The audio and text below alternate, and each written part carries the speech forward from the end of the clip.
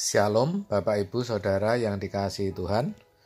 Seri pengajaran hari ini berjudul Pembawa Damai.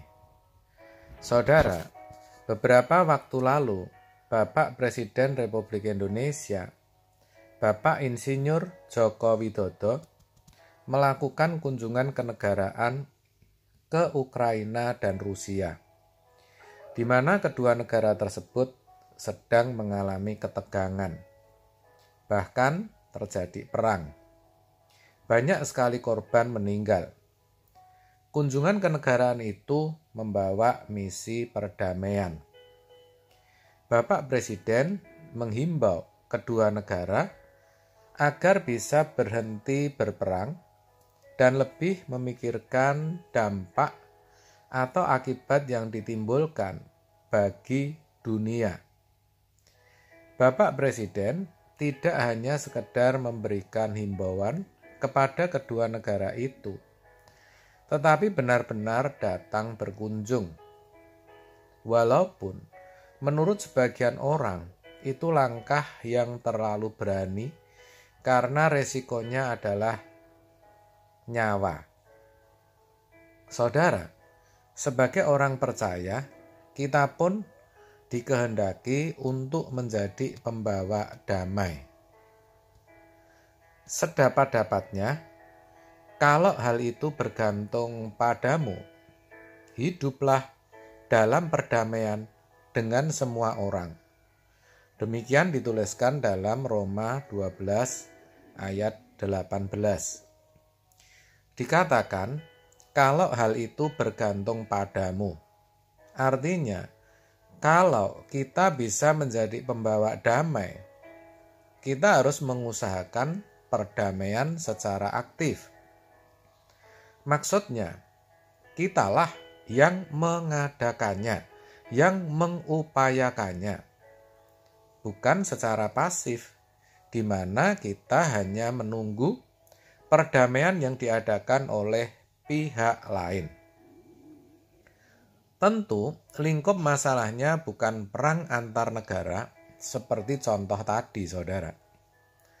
Namun, kita dapat memulainya dari hal-hal yang kecil dan sederhana.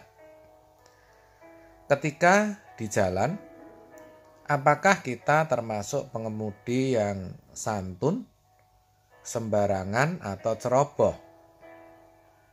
Terlalu mepet, tidak menjaga jarak aman dengan kendaraan lain, dan melanggar rambu-rambu lalu lintas adalah contoh pengemudi yang sembarangan. Tetapi marilah kita belajar menjadi pengemudi yang santun, tertib, yang mengalah dan mentaati aturan lalu lintas yang ada. Bukan saja kita diuntungkan dalam hal ini, tetapi juga pengendara lain akan lebih terjaga keselamatannya. Sederhana bukan? Ketika ada perselisihan atau percekcokan, mengalah sajalah. Ingat, mengalah bukan berarti kalah. Ketika dijahati, dilukai, dirugikan, difitnah, disakiti, dan sebagainya, tidak usah membalas. Tidak usah membalas, saudara. Roma 12 ayat 17 berkata, janganlah membalas kejahatan dengan kejahatan. Lakukanlah apa yang baik bagi semua orang. Dikatakan, jangan membalas, lakukan yang baik. Dengan begitu, saudara sudah mengupayakan perdamaian secara aktif. Kalau ada yang sedang membicarakan orang lain di belakang, jangan ikut memanas-manasi, jangan mengompori, saudara.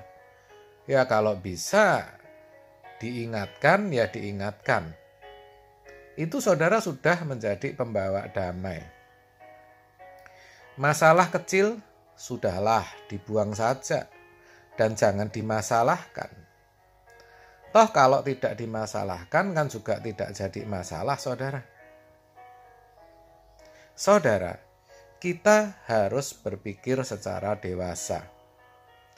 Hidup kita hanya satu kali dan kita tidak pernah tahu kapan hidup ini berakhir. Hidup ini singkat sekali, hanya 70-80 tahun. Itu pun kalau kuat. Dan Alkitab berkata, berlalunya buru-buru. Juga kita harus ingat betul, kelak ada pengadilan Tuhan, saudara. Jadi, mari kita berlomba-lomba untuk hidup benar dan menyenangkan hati Tuhan. Itu saja. Kalau semua orang punya pemahaman yang benar tentang hidup ini, pastilah dunia ini penuh dengan kedamaian. Tetapi faktanya, dunia ini sudah semakin rusak. Dan banyak orang yang hidupnya suka-suka sendiri.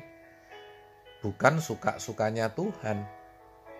Egois dan mementingkan diri sendiri.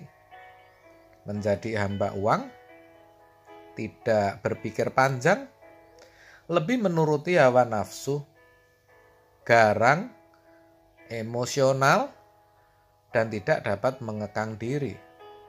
2 Timotius 3 ayat 2-4. Saudara, kita sebagai anak Tuhan tidak boleh ikut orang lain yang tidak benar. Kita harus hidup sesuci-sucinya, sebersih-bersihnya. Kita harus kembangkan sikap hidup mengalah. Sekali lagi, karena mengalah bukan berarti kalah.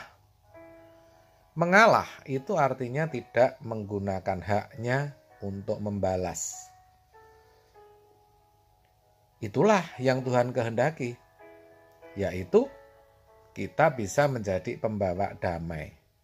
Seperti Kristus yang juga datang ke dalam dunia untuk membawa damai. Jadi akhirnya saudara, pesan saya, jadilah pembawa damai dimanapun saudara berada. Amin. Tuhan Yesus memberkati.